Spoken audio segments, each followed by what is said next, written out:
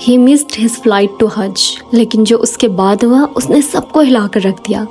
आमिर अल मेहदी एक नेक इंसान जो हज के लिए निकल चुका था। आमिर का पासपोर्ट का सरनेम में एक छोटा सा मसला आ गया जिसकी वजह से उसकी बोर्डिंग डिले हो गई। जब तक ये मसला हल हुआ प्लेन का दरवाज़ा बंद हो चुका था और प्लेन टेक ऑफ कर चुका था।